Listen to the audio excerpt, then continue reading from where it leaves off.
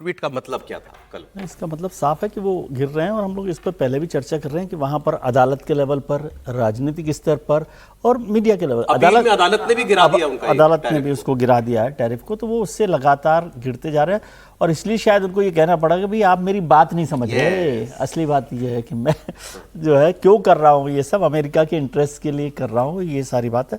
और ये बात तो ठीक कह रहे हैं वैसे ट्रम्प साहब कि भाई भारत का बिजनेस वहाँ पर ज़्यादा वन साइडेड है, कि हम लोग उसके साथ $60 बिलियन करीब करीब कर रहे हैं, और वो बिजनेस भारत के फायदे का बिजनेस है। और ट्रंप के लिए अमेरिका का टैरिफ, अमेरिका की चीज़ों पर टैरिफ ज़्यादा है, इसमें कोई गलत बात वो नहीं कह रहे, लेकिन उसको कैसे आपको रिप्रेजेंट करना है, कैसे नहीं करना है।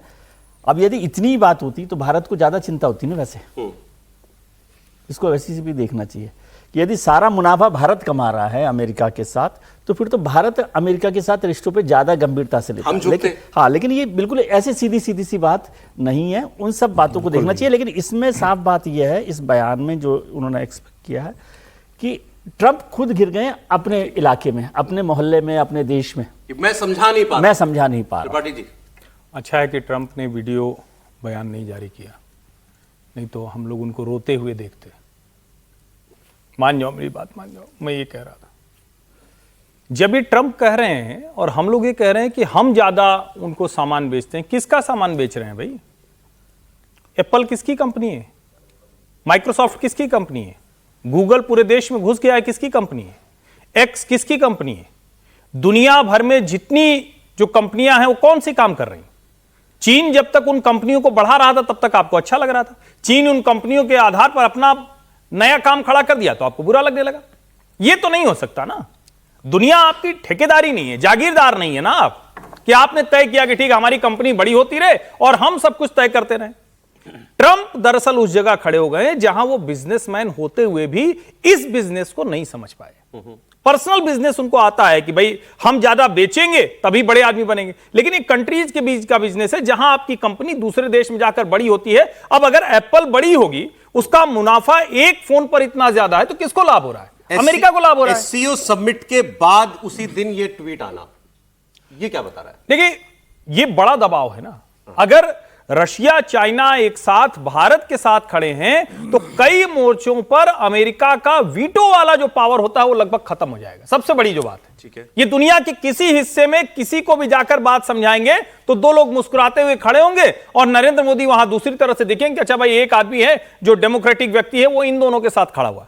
ट्रंप ने अपना जिसको कहते हैं ना जो यूएसपी थी उसको खो दिया, उसको गंवा दिया है। ठीक है, अब ये जो वो तस्वीरें भी डालिएगा, कल जो ये तीनों बड़े नेता दुनिया के मिले, भारत, रूस और चीन के, इन तीन लीडर्स के मिलने से पूरे अमेरिका में दिखा कि उनकी नजरें इसी पर थीं।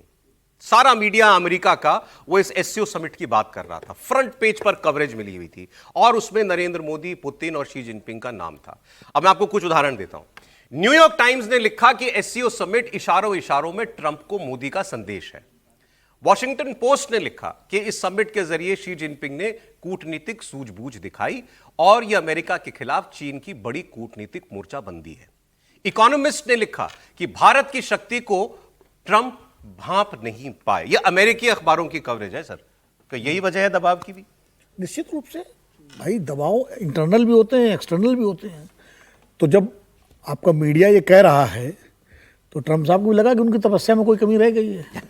वो नहीं समझा पाए अमेरिका के कोर्ट को, अमेरिका के मीडिया को कि उन्होंने जो कदम उठाया है वो अमेरिका के हित में उठाया है, तो कन्विंस नहीं कर पाए। तो वो कन्विंस करने की कोशिश कर रहे हैं। देखिए, ऐसा कहना कि भारत में चिंता नहीं है, मैं इस बात को बहुत अतिरंजित मानता हूँ। भारत का अमेरिका के पास जो व्यापार है वो सकारात्मक है, भारत को ज़्यादा फायदा होता था। तो चिंता तो है भारत में, बहुत बड़ा मार्केट हमारा जो है एक्सपोर्ट का, डायमंड का, टेक्सटाइल का, तो हम मार्केट ही तो खोज रहे हैं ना नया। एससीओ में अगर हम गए हैं, अगर हम चीन के साथ अपनी दोस्ती बढ़ा रहे हैं तो उसका दबाव तो हमारे ऊपर भी है।